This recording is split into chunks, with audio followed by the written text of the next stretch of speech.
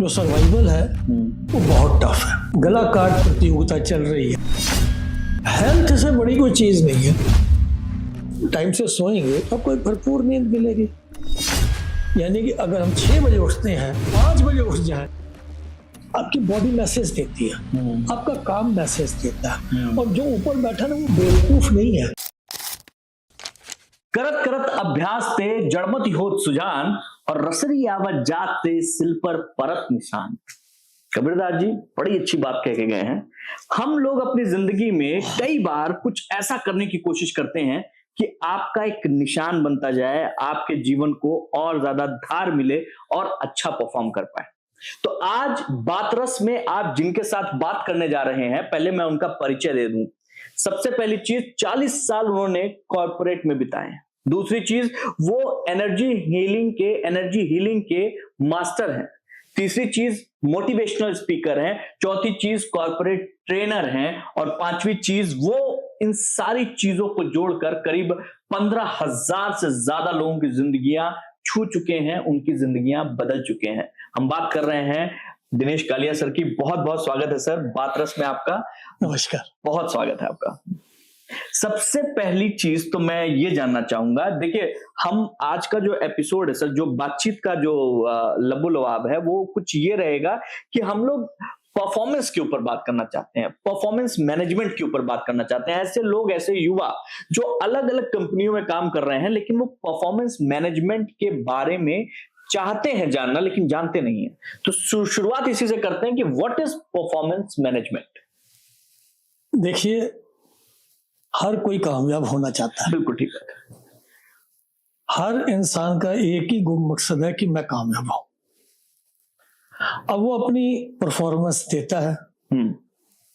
अब उस परफॉर्मेंस पे उसको कई बार रिजल्ट नहीं मिलते, ज्यादातर रिजल्ट नहीं मिलते। इसका मतलब कि कहीं ना कहीं लैगिंग है। ठीक बात है। तो परफॉर्मेंस मैनेजमेंट एक अंडरस्टैंडिंग है उस डिफरेंस को समझने की, what you are doing and what you can do. Okay, what you are doing and what you can do. Yes, very nice. तो परफॉर्मेंस मैनेजमेंट में हम अपनी कैपेबिलिटीज को, अपनी प्रोडक्टिविटी को और अपने इनर स्ट्रेंथ को, तीनों के ऊपर हम काम करते हैं, ताकि जो हमारा लक्ष्य है, जो हमारा गोल है और जिसको अचीव करके हम अपने आप को कामयाब कह सकते हैं, उसको पा सके। बिल्कुल ठीक बात है। लेकिन ये जो 3 चीजें आपने बताई हैं, आपका लक्ष्य क्या है, आपकी प्रोडक्टिविटी क्या है और आपका गोल, इन तक पहुंचा कैसे जाए, ये तो बड़ी बात है ना। इस पे बहुत सारे बैरियर्स आते हैं रास्ते में। ऐसा तो है नहीं आराम से अगर होता तो सब लोग नहीं जो है नंबर 1 हो जाते। जो बैरियर्स आते हैं वो कौन कौन से बैरियर हैं? बैरियर तो डेफिनेटली आते हैं। और बैरियर से पहले मैं ये थोड़ा सा बात करना चाहूंगा कि इसकी इंपॉर्टेंस क्या। ठीक बात। कि क्यों हमें अपनी परफॉर्मेंस को, जो मैंने बात कही कि कैपेबिलिटी और प्रोडक्टिविटी, आज का जो भी सिनेरियो कॉर्पोरेट का है, मैं कॉर्पोरेट के संदर्भ में आपसे बात करूंगा। ठीक है।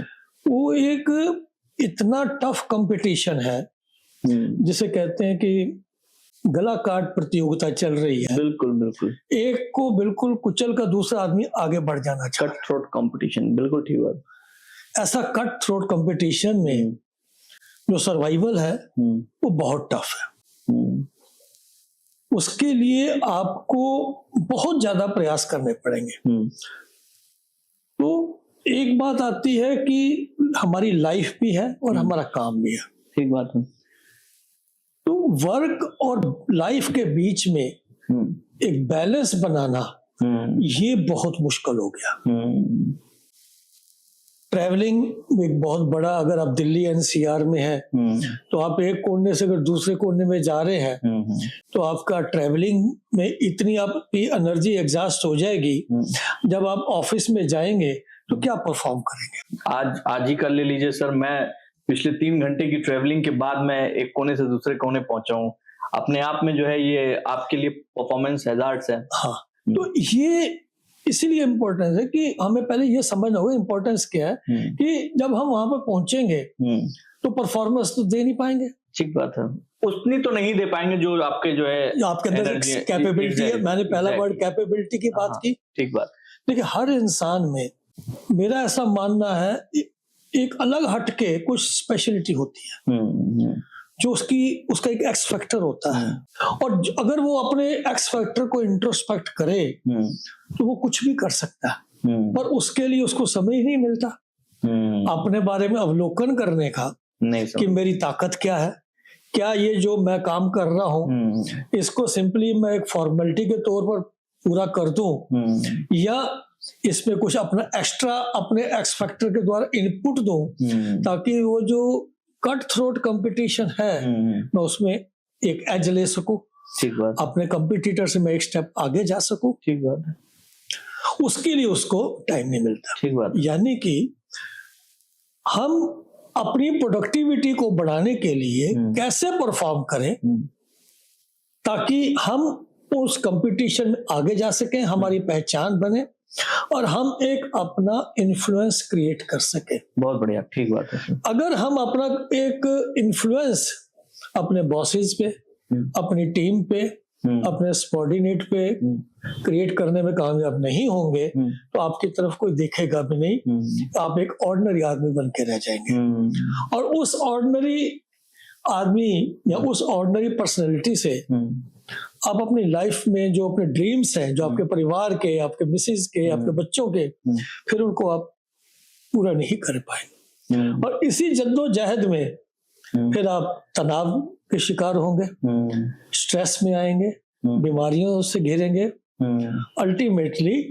कोलैप्स हो जाएंगे। इसलिए परफॉर्मेंस मैनेजमेंट को समझना और उसको स्टेप बाय स्टेप लेके चलना ये बहुत जरूरी है। ठीक बात है। तो ये तो बात होगी इम्पोर्टेंस की। अब हमारे बैरियर्स क्या हैं? तो बैरियर्स में सबसे बड़ा तो जो बैरियर आज का वातावरण है, एक्सपेक्टेशंस है, और उन एक्सपेक्टेशंस को मीट करने के लिए हमारे पास टाइम नहीं है।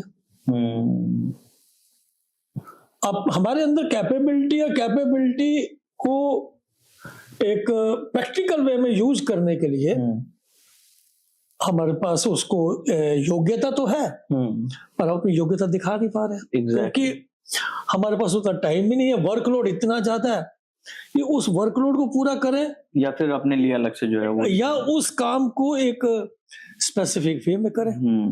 अपने आप को टीम को भी लेके चलना है, अपने कुलीग से आगे भी निकलना है, अपने बॉस को भी सेटिस्फाई करना है। तो these are the major barriers. First is that environment. Second thing is that your workload. That is office culture. और उसके बाद हमारी इनएफिशिएंसी इन सब चीजों को मीट करने की।